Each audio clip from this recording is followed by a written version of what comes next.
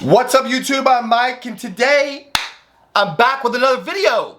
I found the fucking cause of what I thought was going to be a divorce between MENT and I. I woke up this morning, I could not figure out what, hang on, fuck it. I could not figure out what was going on. I felt so off. I had no idea. I made a video earlier explaining this in detail. And so I got up and I started freaking out, scrambling, trying to figure out, why am I feeling so bizarrely? Why, is the MENT wearing off? Am I just depressed? We watched this movie last night called Falling Down, which is not exactly the most uplifting movie in the world. I love that fucking movie. If you've never seen it, you should definitely see it. Falling Down with Michael Douglas. Phenomenal movie. So I spent most of the morning scrambling, trying to figure out what the hell was wrong with me. In my previous video, I mentioned that I thought I had narrowed it down to the fact that about, give or take 72 hours prior to this morning, I had taken my last Proviron dose. And so I went ahead and dosed Proviron thinking maybe that was causing the problem. And it made me feel like slightly better, but it didn't really get rid of just the kind of, I don't know, like it felt like depression is what it felt like. I do not, before I tell you what the cause was, I do not know why this is the cause. But this is now the second time that it's happened to me, so it is definitely confirmed in my bizarro body chemistry. There's one other thing that happened last night that I forgot about until this evening. I forgot to take my second MK677 dose of the day. So I've been taking 20 milligrams of MK677 for a little bit more than the last week, and I take 10 milligrams at about 8 or 9 o'clock in the morning, and then I take the other 10 milligrams 12 hours later, whatever that is. So if I take it at 8, I take it at 8, 9, whatever. And I'm kind of neurotic about it. And so last night, I had gone into the bathroom and I looked, I was in the bathroom for some reason, and I was like, oh, I should take my MK. And I was like, it's like 30 minutes early. I'll wait and come back and do it. And then I just spaced it off. I think I made some YouTube videos. I was in here fucking around. I didn't think about it again. And so by the time I realized that I missed it, it was when I was going to bed. So it was like 4 o'clock, almost 5 o'clock in the morning. And so usually I take it at about 8 o'clock, and I thought, well, there's no reason to take it now. I'll just take it, I'll wake up in a few hours and I'll take it, which is what happened. I woke up a few hours later, and I took a normal dose of MK677, which you would think would have alleviated the problem, but it didn't. And so I woke up, obviously, like I said, it's not instant active, and so I woke up and I just was not, I had no appetite. Usually I wake up and I eat in the middle of the night. I didn't eat in the middle of the night. And then usually when I wake up, I eat again.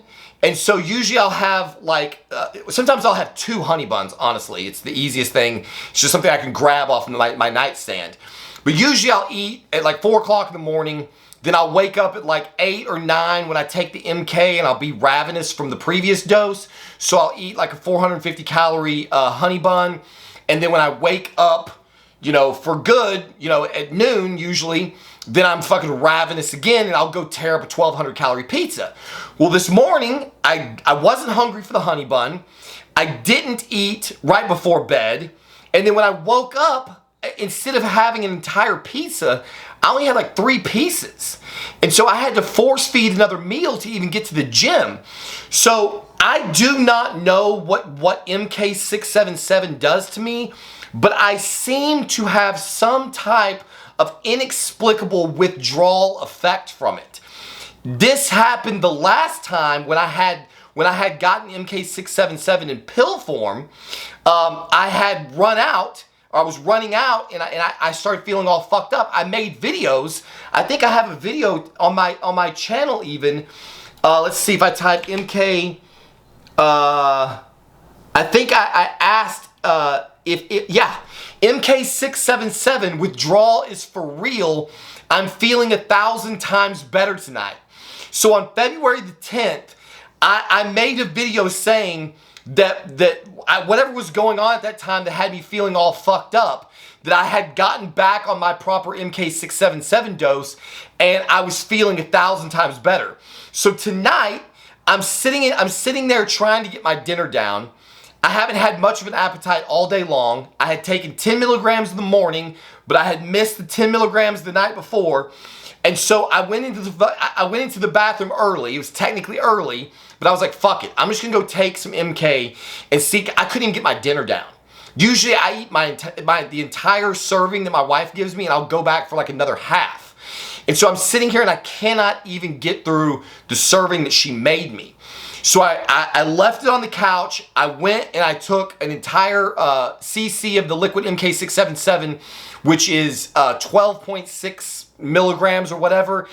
And within like 30, 45 minutes, my energy level came back, my smile came back. I ate the rest of my food. I told my wife, I'm back. I'm fucking back. It's the MK677. So this is now confirmed in my body. I don't know what in the flying fuck could possibly cause this effect. It makes absolutely no sense to me. The only thing, I mean, is it a GH crash? I was thinking about making a video about ghrelin agonists and acting as antidepressants. I think I'm now going to have to make this video. I found a research study where I'll have to dig it up. I don't want to misquote it right now, but I did, when I fell in love with the MK, I have this thing, I'll let you guys into my process. When I fall in love with a drug, like Tren, what happens is I kind of have a reverse process where I go, oh shit, I really like the way this drug feels. Now let me go find research that gives me a good excuse to use it. And this is what I do often with drugs. I found something that I already like. Now let me see if there's any data to justify its continued use. And this, of course, is a form of confirmation bias. But as long as I find legitimate research, I mean, research is research. So one of the things that I found about MK677 when I fell in love with it, when I was first doing this research, is that MK677 has neuroprotective abilities, that it has the ability to offset, the ghrelin has the ability to offset beta amyloid plaque buildup, and that they're researching it for treatment in Alzheimer's patients. So I made a video talking about the fact that I'm on Trenbolone, and while I don't think it's neurotoxic, even if it were to be neurotoxic, co-administering MK677 alongside it would potentially offset any neurodegenerative effects that would come from beta amyloid plaque buildup, because ghrelin has been shown in the research to offset it and even be able to reverse it. So this is the way my brain works. I find a drug that I like, and then I go and I find data to justify its continued use. There is data that ghrelin has an antidepressant effect. So I will for sure go find that research and I will devote a video to it, because its effects in my body are clearly profound.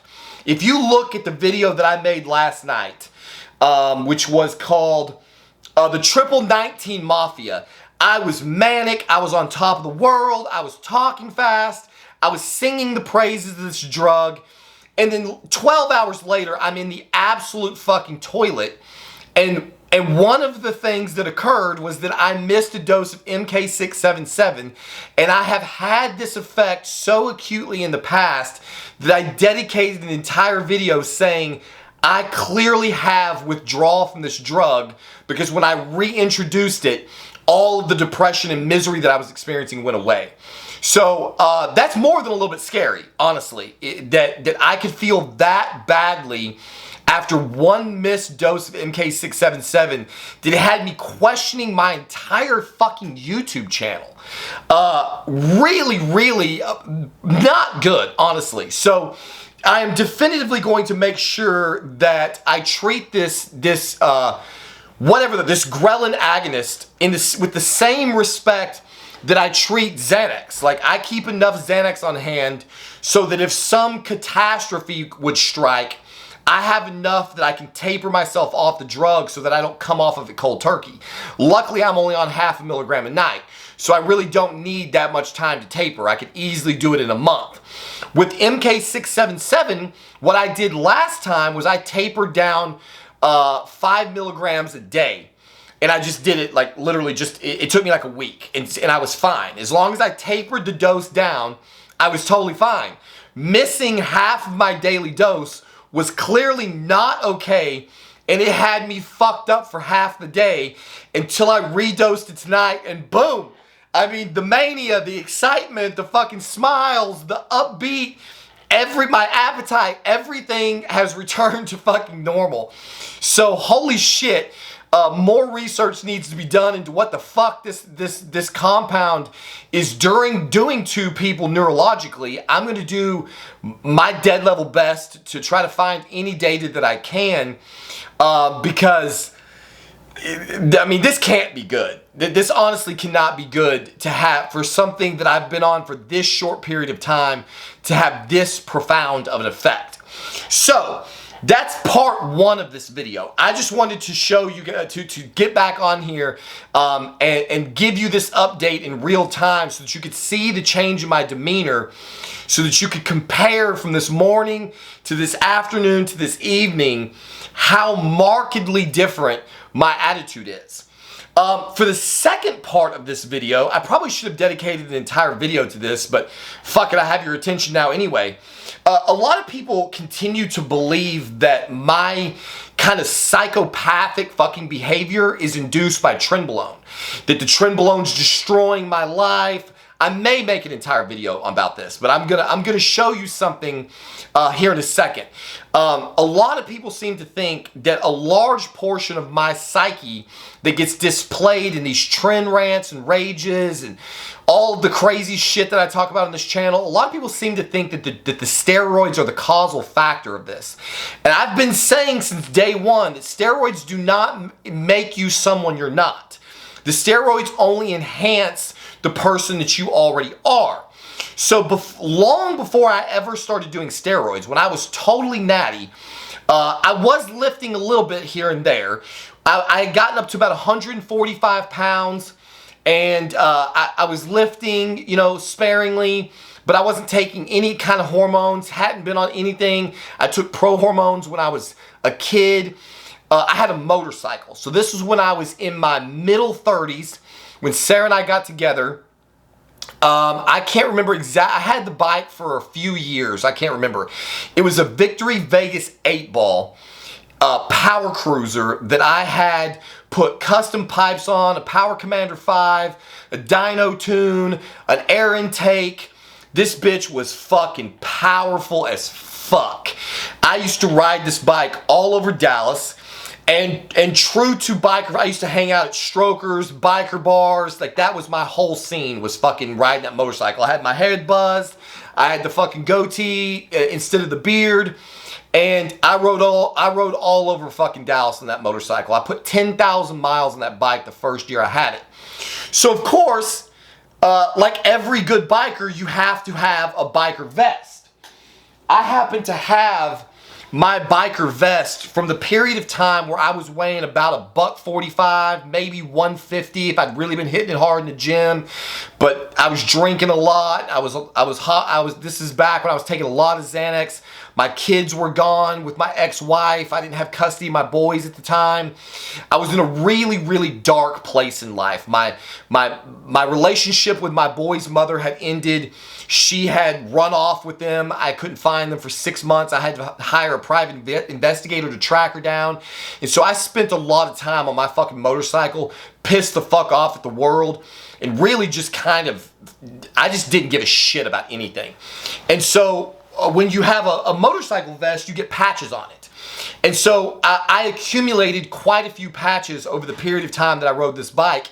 And I want to show you what I used to wear all over Dallas.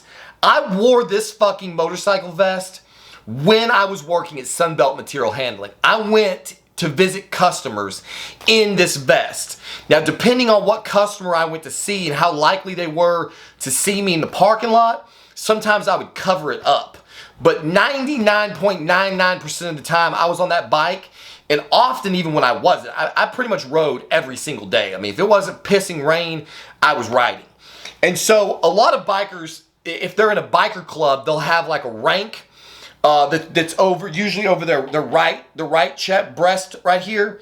And so I wasn't affiliated with any biker gangs, although I rode with some people who were, but I was never in a gang, and so I never had a rank or any kind of title.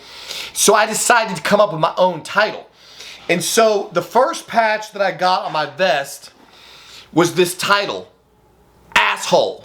That's what I had tattooed as my title, was fucking asshole, because that's what I was. I was a fucking asshole to everyone I came into contact with. And I cannot tell you the number of times that I was fucking melting down on somebody somewhere in Dallas and they said, well, at least you got the title on your fucking vest right. So I put that right out there for everyone to fucking see. When you're dealing with me, you're dealing with a fucking asshole, like it or not. The second patch says, fear is temporary, regret is forever.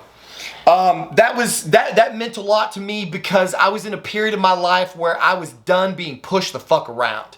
And a lot of times people are afraid to speak their fucking heart, to speak their truth, to get their ass kicked, to put themselves out there. And the thing that I figured out was that what feels infinitely worse than the fear of taking an ass beating or the fear of societal repercussions or professional repercussions is what it feels like when you go home at night and you have to look at yourself in the mirror after you punk the fuck out. That regret that you feel after you punked out is far worse than the fear of whatever consequences you could get from standing your fucking ground. And so I put that patch, fear is temporary, regret is forever. This third patch was highly controversial. As you can see, it has a rebel flag on it. The reason that I got this patch really doesn't have anything to do with the rebel flag. It has to do with what it says in fine print.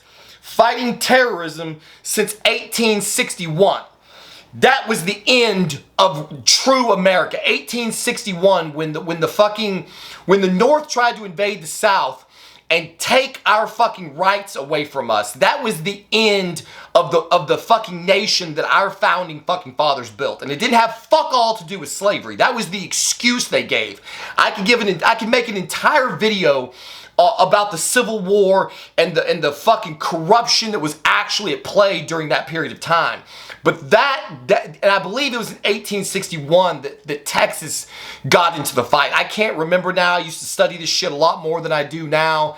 Our country has fallen so far from the period of time that I really cared about this shit that I can't even remember all the fucking details. But that's what that patch means. Over here on the left, we have leave me the fuck alone. I used to get people always constantly approaching me, wanting to fucking say something about my bike, wanting to strike up a fucking conversation. I was not in a frame of mind where I was out to make any fucking friends. I'm still not. I have zero male friends. I have zero friends that in real life. Some of the guys that I talk to, that I've met through this channel are the only friends I have in life. I do not need to be in close proximity to other men. The only reason I would ever be in close proximity to another woman is because I was trying to get in between her fucking legs. That is absolutely the only reason that I would have any reason to be around a woman. The next one says, I'm not insulting you, I'm describing you. This is something that a lot of people have a hard time understanding. I have described quite a few people on my channel. Now, they may have felt like I was insulting them, and that's their fucking problem. If I say how I feel about you, I am describing who you are, and I get to decide that. That's the way I feel. I get to tell you who the fuck you are, because this is my goddamn world and you're just fucking living in it. So I'm not insulting you. I'm just telling you who the fuck you really are, and you haven't been able to come to grips with it yet. The third patch here says, heavily sedated for your protection. I was on an average of 1.5 milligrams of fucking Xanax per day during this period of time. It was one of the darkest periods of my fucking life. Having your kids taken away from you is a decidedly uncomfortable fucking thing to cope with. And so it took a hell of a lot of fucking Xanax to keep me upright, or to keep me from absolutely losing my goddamn shit on anybody I came into contact with. The next patch we have says, it takes more love to share the saddle than to share the bed. Anyone who's ever ridden a motorcycle knows exactly what the fuck that means. You do not put just any old body on the back of your motorcycle unless you want to lay that shit down. Whoever the fuck is riding on your motorcycle better be able to fucking hold on and let go of control. You lean where the fucking bike leans. You don't lean against me. You don't panic. You don't try to put your fucking foot down. You don't take your fucking hands off of me. You and I are one piece going down that highway. And wherever that fucking bike goes, you go. And you do not try to resist that shit or you'll put both of us on the fucking ground. And so it takes a hell of a lot more trust to put a woman on the back of your bike than it does for you to climb into her bed. The last patch on the front is one of my favorites. And this one, well, I don't want to say anything out of pocket here. I've got a little problem going on the side that's going to have to get fucking dealt with. And this patch here says, I'd rather be judged by 12 than carried by 6. I've been to fucking prison before and I'm not afraid to go fucking back. So do not fuck with me or my wife. You know exactly who the fuck I'm talking to. In the back, I have a fucking glow-in-the-dark skeleton, and the patch on the top says Psycho. Just in case you're behind me, and you don't see the asshole patch on the front, then you'll know exactly who the fuck the person is on the bike in front of you. On the bottom, we've got fuck y'all, I'm from Texas. Fuck you, I have enough friends. And finally, fuck off and die. So this is the vest that I wore all over Dallas, Texas for years on my Victory Vegas 8-ball, long before I even knew what the fuck Trenbolone was. Trenbolone does not make me a fucking psychopath, make me the psychopath that I am. This is how I was born and bred.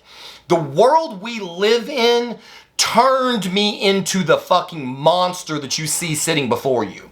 That's what happened. The little boy that I was born was actually a really fucking loving human being.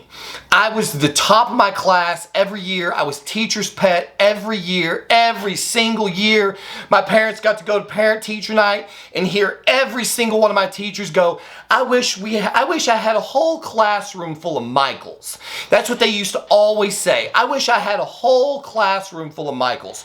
If you could go back and interview every teacher that I had, they would bet the fucking farm. They would bet their lives that there was a 0% chance that I would turn into the person that is sitting in front of this camera today. I was always most likely to succeed, all that shit. Every fucking honors class, special program you could possibly be in, I was in. There's a great thing that's being attributed to the Joker. It's not actually the Joker. They use the Joker's voice. It says something like, don't apologize for the monster that you've become, because they won't apologize for making you this way. Something like that, give or take. That's exactly the reality that I'm living in. The person that you see here was not born. I was bred by the sick fucking world that we live in, and now all of you motherfuckers have to deal with it. So I just thought I would put this together really quickly. It actually came up in conversation because I was explaining to my daughter that sometimes daddy's an asshole, and she didn't understand what that meant. So I was describing some of my asshole behaviors that she might witness around the house, like me yelling at her mom, or, you know, just anything that I do that is consistent with being a fucking asshole. And so I had to go and get that jacket to take a little trip down memory fucking lane. And when I got all amped up again and got my personality back and got my fucking confidence back and got my I don't give a fuck what anybody thinks about me back, I decided to share it with all of you. So that shit right there is the person that I was before Tren and MENT got in here and screwed things around even more than they already fucking were. So that's why I tell you that it is, the truth of the matter is that guy was way more out of control than the person on Trent, because that guy at 145 pounds was very insecure. He was like the little dog with the big fucking bark. I basically wore that vest to keep anybody who would try me the fuck away from me. Because one of the things that I figured out when I was running the streets as a younger man is that crazy trumps big every day of the fucking week. Some of the biggest, scariest fucking people you've ever seen in life saw me climb off that bike with that fucking vest on and wanted no part of my fucking crazy fuck ass, because you never fucking know what somebody's gonna do when you test them. And being little doesn't mean shit. There's a hell of a lot of ways you get yourself fucked up besides somebody's 2 fucking fists, and I used to carry a big fucking knife everywhere I went. So there you have it. I thought I would just share those 2 little uplifting fucking tidbits with you. I got the GH, I got the MK677 back in my fucking system, and suddenly I am feeling 1,000 times better. Like I said on February 10th, I am feeling 1,000 times better tonight now that I figured out what the fuck was going on. And so just to really drive this home, I think I'm going to go ahead and up my dose from 20 milligrams of MK677 to 25 milligrams a day, because as I mentioned in one of my previous videos, my insulin sensitivity is back in a major way after I started dosing the MENT, and I've begun having blood sugar crashes again. So since I'm clearly insulin sensitive, might as well go up on the MK and get more GH and more fucking appetite so we can push this weight up over the 210 pounds that I'm currently sitting at. So that's where we're at. Where we're going, I don't know. I'm going to try to stay on 7 milligrams of MENT. Hopefully I will wake up tomorrow with all the MK and everything back in my system. Hopefully I won't have any lethargy from increasing the dose, and we'll be back to business as usual. Whatever happens, I'll be sure to let you guys know as always. And as always, thank you for watching. We'll see you on the next one.